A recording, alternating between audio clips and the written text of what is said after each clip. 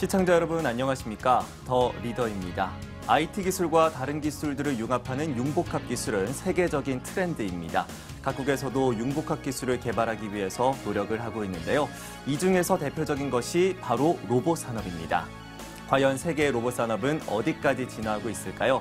오늘의 더 리더에서는 세계적인 로봇공학자이자 과학자이신 데니송 캘리포니아 주립대 교수를 초대했습니다.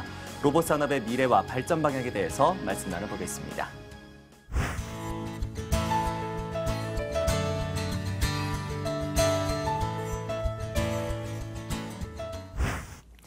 네, 일단 바쁘신 가운데 이 자리에 참석해 주셔서 고맙습니다. 불러주셔서 감사합니다. 네, 일단 뭐 미국에서도 그렇고 한국에서도 그렇고 다양한 연구 활동과 또 강의도 해주고 계시는데요. 네네. 최근에 근황 어떠신가요? 최근에요. 네. 제가 그동안에 지난 11년 동안, 10년 반 동안 미국 네. 버지니아 공대 교수로 있다가요. 네네. 금년 초에 미국 캘리포니아에 있는 UCLA로 학교를 옮겼어요. 그래서 네네. 연구소도 옮기고 새로 셋업하느라고 정신없이 바쁘죠. 네. 아무래도 뭐 많이 바쁘실 것 같은데 인터넷에서도 많은 활약상이 좀 나오더라고요.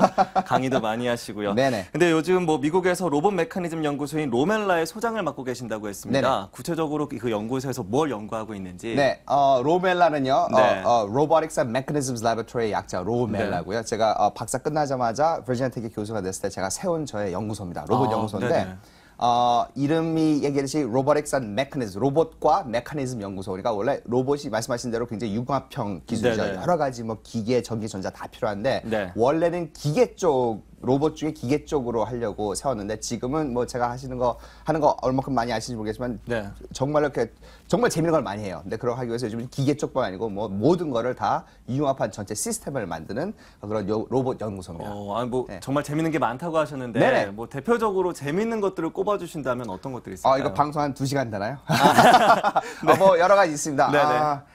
그러니까 우리가 보통 로봇 하면 생각하는 로봇 하면 어떤 거 생각나세요? 뭐 휴머노이드 로봇 그런 거 그렇죠. 생각하시죠? 사람과 비슷한 로봇들을 보통 생각하지 네네, 않을까 그런 싶은데요. 것도 많이 합니다. 휴머노이드 로봇도 하고. 네. 근데 그런 거 말고 전혀 우리가 그러니까 로봇 하면 생각이 안 나는 이상한 뭐 아메바 로봇, 화학적으로 움직이는 로봇, 바퀴랑 다리가 합쳐진 로봇, 암벽을 등반하는 로봇, 심지어는 무인 자동차와 앞을 보지 못하는 분들이 시각장애인이 운전할 수 있는 자동차. 그리고 요즘에 저희가 주력하는 거는 재난구조용 로봇, 화재 진압용 로봇 그런 걸 많이 하고 있습니다. 뭐 지난 2011년에도 이 시각장애인들을 위한 무인 자동차 로봇을 개발하면서 네. 뭐 워싱턴 포스트에서는 교수님께 로봇의 레오나르도 다빈치다라는 별명도 붙여줬더라고요. 네네. 뭐 전 세계에서 뭐 천재다, 다빈치다라는 그런 찬사들이 많이 나오고 있는데 네. 이런 명칭들이 붙여지는 거에 대해서 어떻게 생각하십니까?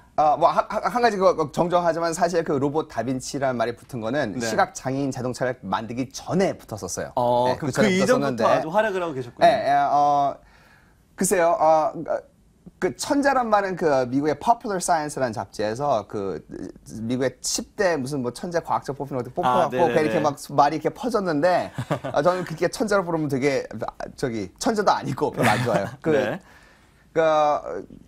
우리나라 이제 젊은 청소년들하고 청춘들이 이제 네. 저를 보면은 이렇게 데니송처럼 정말 열심히 하고 롤모델처럼 생각하는 사람이 많은데 사람들이 저거 천재라고 그러면 그냥 데니송 교수님은 천재라서 저걸 할 수 있나 보다 하고 생각하는 것 같아서 그게 안 좋은 것 같아요. 정말로 노력을 열심히 합니다. 진짜로 열심히 해요. 그래서 천재라는 말은 별로 안 좋아하는데 네. 로봇 다빈치라는 말은 되게 기분 좋아요. 제 개인적 생각은 로봇 다빈치 그러면 다빈치가 진짜 여러 방면에가 팔방미인 그런 말이잖아요. 그래서 로봇 쪽에서도 막 여러 가지 분야를 다 열심히 한다는 의미에서라면은 그런 얘기 들으면 기분은 좋죠. 일단은 노력을 많이 하고 계신다. 또 네. 그만큼 성과가 많이 나오니까 사람들이 네네. 좋아하는 게 아닌가 싶습니다. 실패도 많이 해요. 사람들이 그걸 안 보지만 실패도 많이 합니다. 사실 뭐 실패가 많이 나오진 않으니까 그죠? 네. 공개가 되진 않으니까 아무래도 그런 것 같은데 교수님께서는 뭐 시각장애인용 로봇 자동차도 만드셨고 또한 뭐 재난구조용 로봇도 만드셨고 네네. 사람들에게 도움이 되는 로봇들을 만들고 계십니다. 네네. 그만큼 로봇이 사람들의 인생에 있어서 뭔가 바꿔줄 수 있는 부분도 있을 것 같은데요. 그 부분들 어떻게 좀 전망하십니까? 그거에 대해서 조금 부정적으로 한번 얘기해 볼게요. 네네. 그러니까 보통 일반 사람들이 생각하는 로봇의 기술하고 진짜 우리 로봇 기술하고 사실 차이가 많이 나요. 그러니까 그래요? 예를 들면 이제 네. 저희 연구소에도 사람이 많이 찾아와요. 그래서 네네. 뭐 로봇도 구경시켜주고 최초편으로 뭐 걸어가고 뭐 신경을 많이 해요. 그쵸. 제처럼 와 했다가 네. 한 1분 정도 있다가 근데 이건 왜 못해요? 저건 왜 못해? 왜 이건 못해? 물어봐요. 네네. 그래서 그런 건 기술이 아직 없는데 그런 걸 지금 연구하고 있습니다. 그러면 지난주에 봤다 그래요. 텔레비전 영화에서 본 거죠.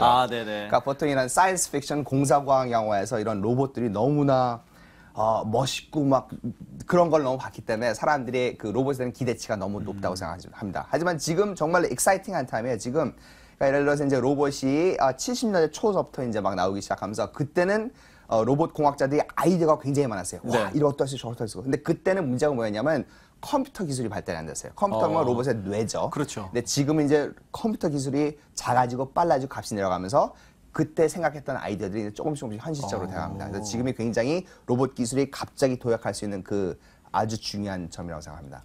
그러면 지금 이제 한창 개발이 되고 있는 때라고 생각을 그렇죠. 하시겠네요. 하지만 보통 사람들이 생각하는 것만큼은 사실 아직은 아니다. 많이 기다려야 됩니다. 네, 그런데 올해 뭐 세월호 사건도 있었기 때문에 이 인간이 지적하지 못하는 재난 현장에 대해서 로봇들이 네. 얼마나 역할을 할 수 있을지, 그래서 재난구조 로봇에 대한 관심도 상당히 많은데요. 이 재난구조 로봇 같은 경우에도 아직 사람들의 기대치보다는 많이 낮은 수준인가요? 어떻습니까? 네, 지금 굉장히 중요한 이슈고 네. 정말로 이 재난 구조용 로봇 같은 거면은 지금 저 하는 프로젝트 중에 하나가 뭐냐면 DARPA Robotics Challenge라고 재난 구조용 프로젝트가 있습니다. 네네. 그러니까 그거는 뭐냐면 2년 전에 일본 후쿠시마 다이치 핵발전에서 그렇죠. 큰 사건이 예. 있었죠. 그래서 예, 예. 많은 사람들이 죽고 그랬는데 그러니까 그럴 경우에 이제 전문가들이 이야기를 첫 24시간에 이 밸브 하나만 열었어도 그걸 다 방지할 수 있다. 네네. 하지만 이제 방사 상태에 사람이 못 가니까. 그렇죠. 그러니까 그럴 때 이제 저희가 로봇을 쓰는 거죠. 보통 우리는 뭐라고 그러냐면은 로봇은 3D에 쓴다고 그래요. 세 가지 D. Dull, dirty, dangerous. dull, 지겨운 일, 하기 싫은 일. dangerous, 반복적으로 할수 반복적으로 있습니다. 혹은 그렇죠. 더러운 일, 사람이 하기 싫은 혹은 그렇죠. 위험한 일. 그럴 때 이제 로봇을 쓰는데 그런 재난 구조 현장에서 필요한 게 그런 로봇이죠. 그래서 지금 현재 그 DARPA Robotics Challenge 같은 경우에는 로봇들이 8가지의 미션을 수행해야 돼요. 로봇들이 자동차를 타고 자동차로 운전할 수 있어야 되고 자동차에서 내리고 예. 험난한 지역을 걷고 문을 열고 밸브를 열고 밸브를 잠그고 사다를 타고 올라가고 그런 식으로 여러 가지 많은 미션들을 수행하는 그런 로봇들을 개발하고 있습니다. 그 기본적으로 이동과 함께 어떠한 작업 수행까지 할 수 있는 것들을 만드는 게 일단 재난구조 로봇의 목표라고 하면 됩니다. 그렇죠. 그러니까 사람들을 구해내고 그런 재난 상황에서 그러니까 재난 상황 보면은 거기에 여러 가지 사람들이 쓰기 위한 툴들이 많아요. 그래서 이제 뭐 원자력 발전소에 사고가 나면 거의 자동차도 있고 기중기도 있고 근데 네. 그래서 로봇이 가고 그런 걸 사용해서 구할 수 있고 재난을 방지할 수 있고 그런 걸 사는 거죠. 그럼 교수님께서 지금 재난구조 로봇 개발 프로젝트를 하고 계신다 했는데 네네. 그렇다면 그 로봇을 개발하는 데 있어서 어떻게 좀 중점적으로 보고 있는 포인트가 있으실 것 같아요. 문제는 뭐냐면 로봇이 굉장히 많은 걸 필요해요. 기계, 전자, 전기, 컴퓨터 그렇죠. 사이언스 모든 게 필요한데 네. 그 모든 거가 다 필요하기 때문에 그 한 가지 중점을 두기가 힘들어요. 물론 프로젝트마다 포커스가 다르긴 하지만 네네네. 그러니까 재난구조 로봇 같은 경우에는 물론 모빌리티 거기까지 가야 돼요. 뭐 저희 사다리도 타고 올라가야 되고 험난한 지역도 가야 되고 perception 로봇이 보고 세상을 보고 인식도 해야 되고 그리고 그 재난구조 로봇 같은 경우에는 이 텔레오퍼레이션 무선 조정이 안 돼요.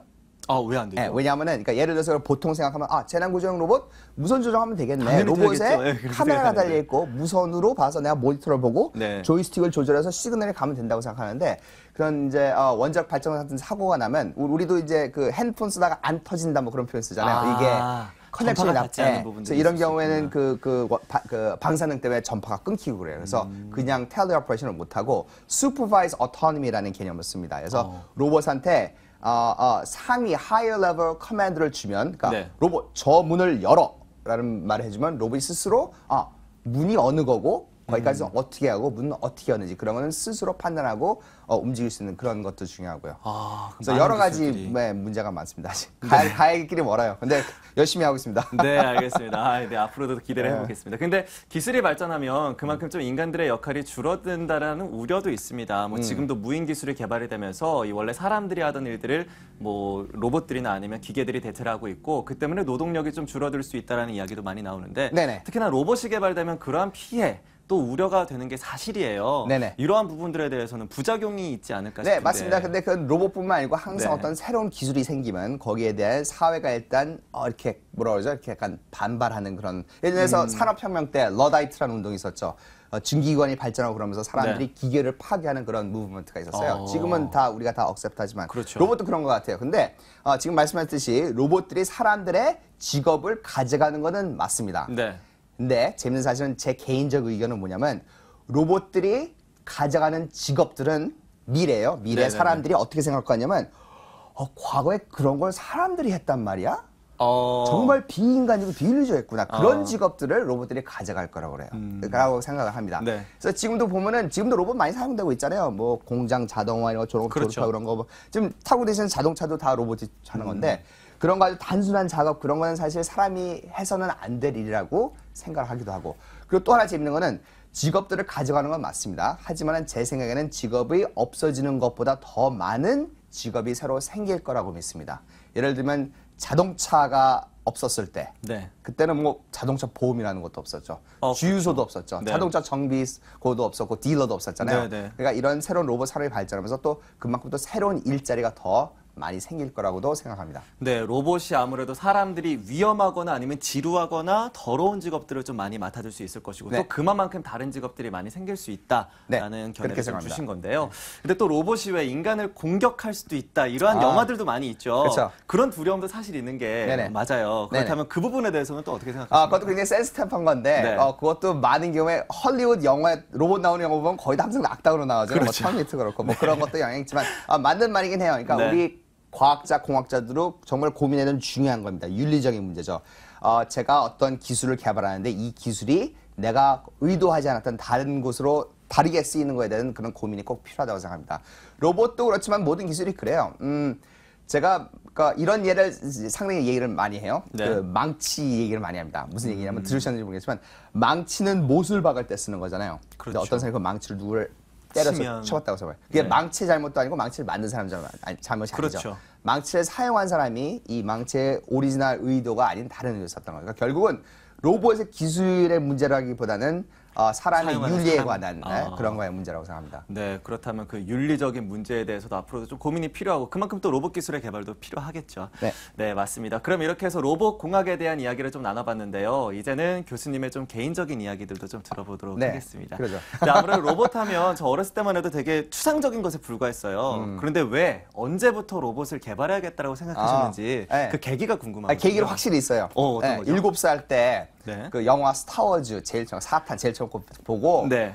거기에 나오는 R2D2하고 C-3PO 로봇 아세요? 네, 알아요, 그거 알아요. 보고 완전히 우와 저는 오. 너무너무나 감명을 받았어요. 그래서 그러셨어요? 그날 네. 영화를 보고 집에 가는 자동차 안에서 저는 어머니 아버지한테 저는 커서 로봇 과학자가 될 거예요 하고 약속을 하고 한 번도 생각이 바뀐 적이 없어요. 그리고 진짜로. 그럼 그때 부모님이 뭐라고 하시던가요? 그 인커리지 해주셨죠. 근데 그때는 이제 그냥 막연히 로봇을 만드는 게 뭔지는 몰랐고 네. 7살 때니까 근데 아버님 어머니께서 로봇을 만드는 사람들은 엔지니어들이고 과학자들인데 이 친구들은 과학과 수학을 사용해서 이렇게 인류를 위해서 아주 이로운 기기들을 만드는 사람이라고 네. 멋있는 거라고 멋있는 직업이라고 이제 인커리지를 많이 해줬습니다. 아무래도 가정 환경의 도움도 좀 있었지 않았을까 네. 싶은데요. 네, 제가 살펴보니까 아버님께서도 한국항공우주학회장을 역임하셨고요. 네. 또 누나와 형도 계신데 모두 다 연구원으로 지금 일을 하시더라고요. 네네.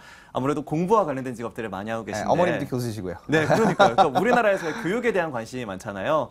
뭐 집안에서 특별한 교육 환경이랄지 아니면 교육에 대한 그런 가치관이 있었을 것 같은데요. 네, 있죠. 그것도 뭐 이거 말고 1시간짜리 따로 프로 하면 교육에 대해서 아주 얘기할 수가 있는데 네.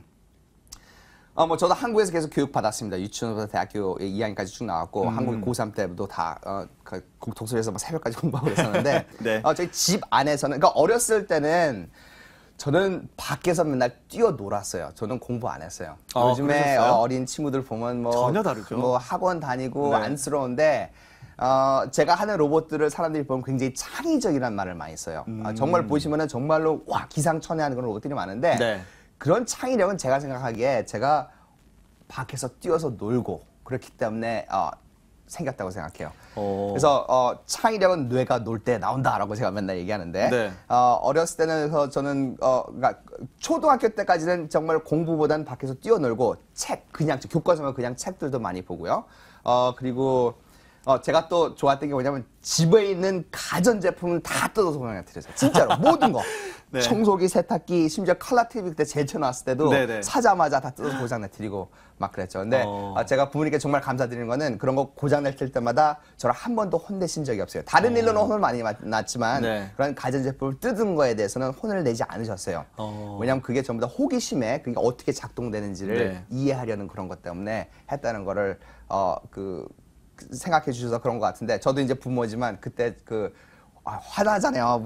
그렇죠. 다 근데 망가졌으니까. 그거를 이렇게 받아주셨다는 게 정말 감사드리고요. 그래서 오늘날 제가 이런 로봇들을 만들 수 있는 계기가 됐다고 생각해요. 지금 창의력에 대한 이야기를 해주셨는데 네. 저희 정부만 해도 지금 창조경제라는 이름 아래 창의력을 많이 키우려는 시도들을 하고 있습니다. 네네.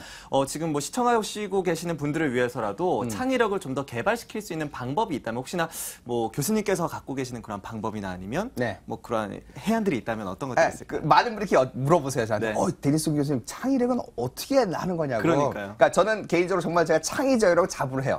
네, 네. 그 사람은 진짜로 그래요. 뭐 자신 있게 얘기하는데. 네.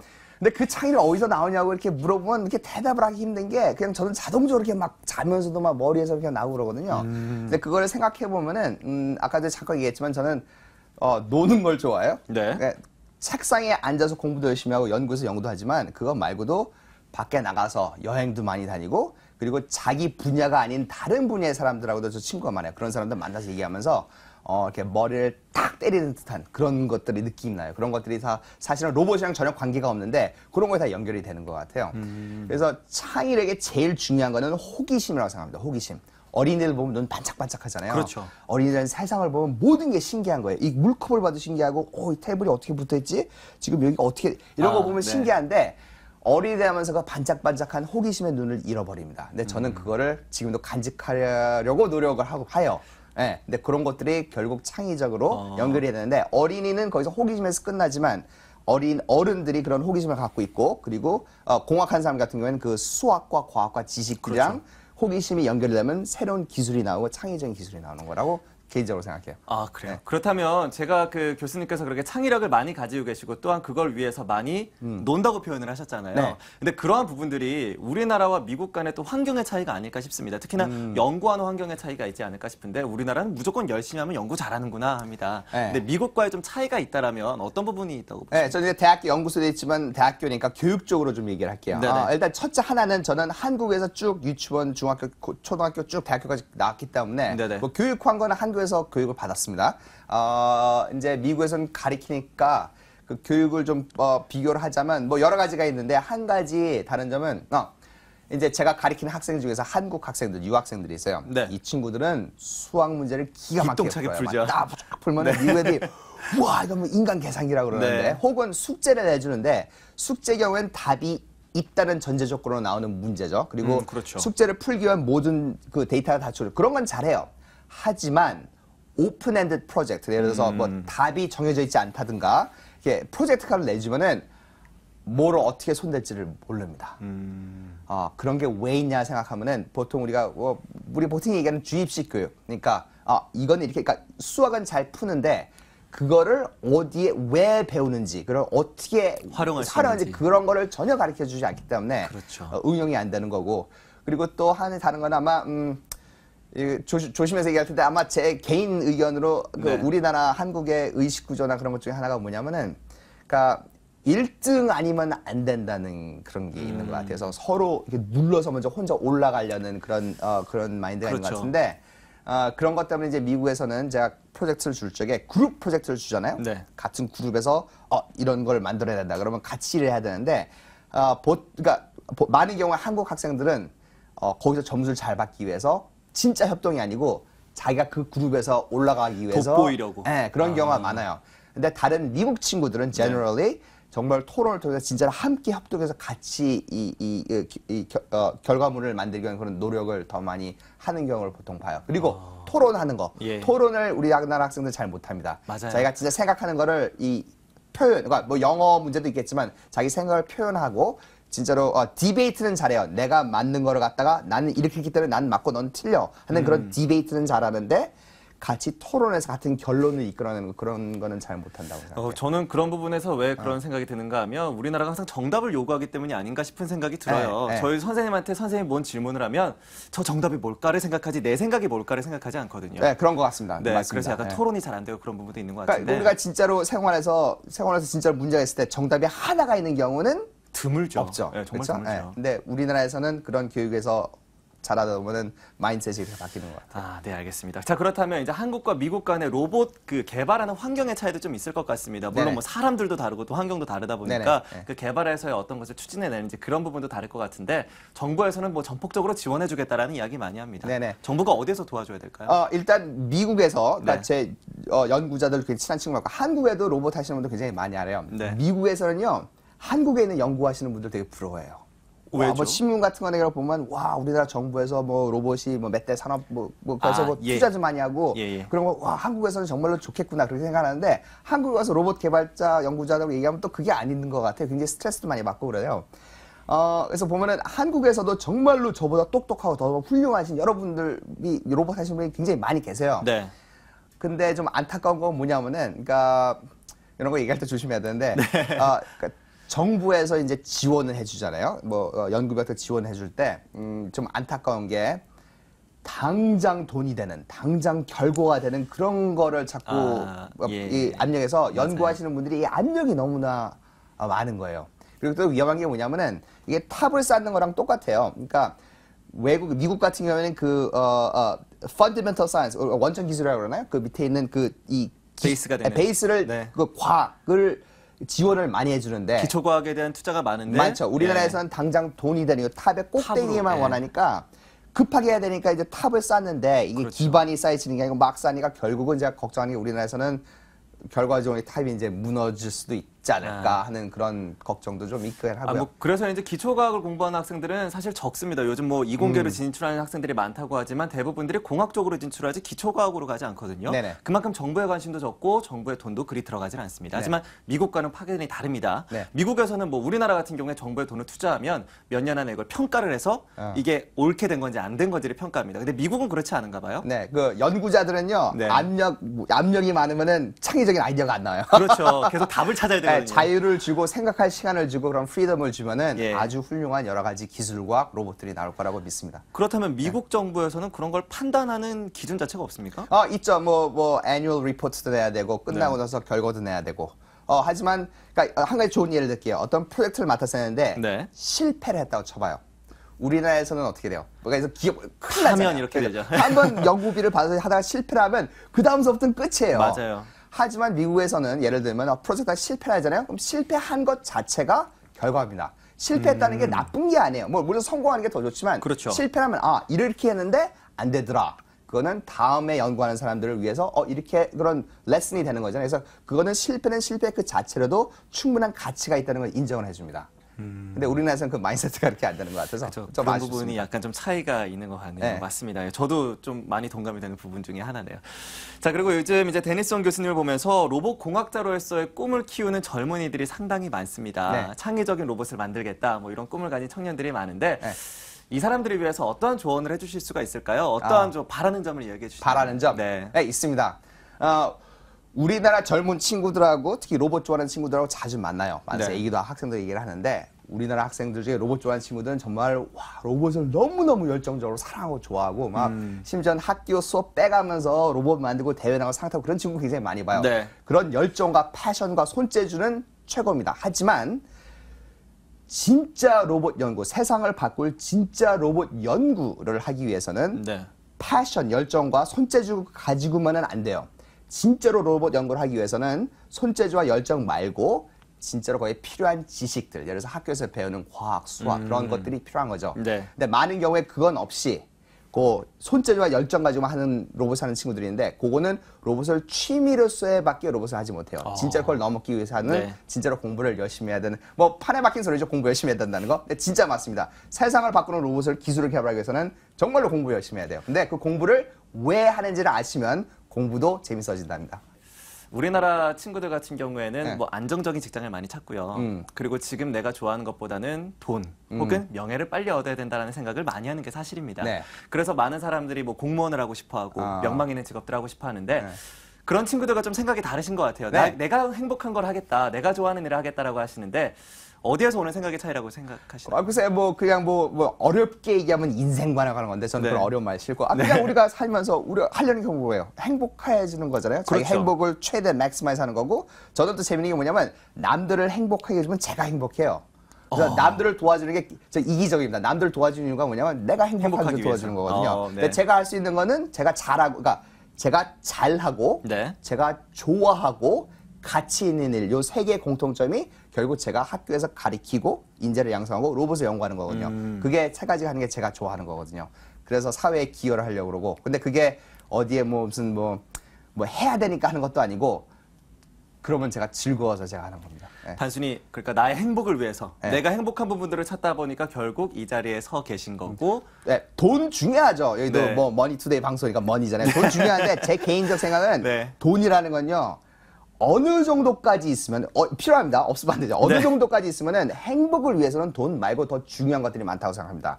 그중에 제가 생각해 가장 중요한 건 돈보다 어느 정도 있으면 그 다음에는 자기의 진짜 꿈을 찾고 그 꿈을 쫓고 그 꿈을 이루는 것, 그거보다 더 행복한 일은 없는 것 같아요. 그래서 저는 이 세상에서 가장 행복한 사람이에요.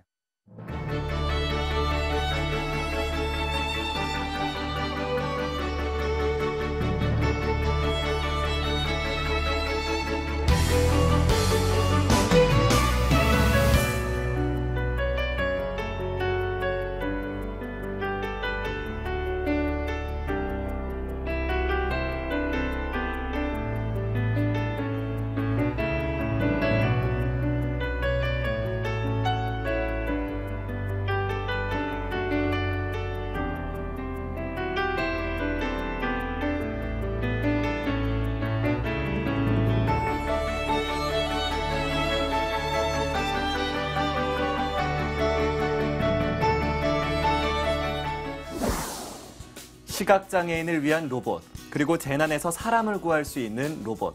이 세계적인 로봇공학자로 거듭난 데니스 옹 교수의 설계도의 밑바탕에는 인간을 사랑하는 휴머니즘이 있었습니다. 데니스 옹 교수님이 만든 로봇이 인류 행복과 발전에 큰 역할을 할 수 있기를 기대해 보겠습니다. 고맙습니다. 네, 감사합니다.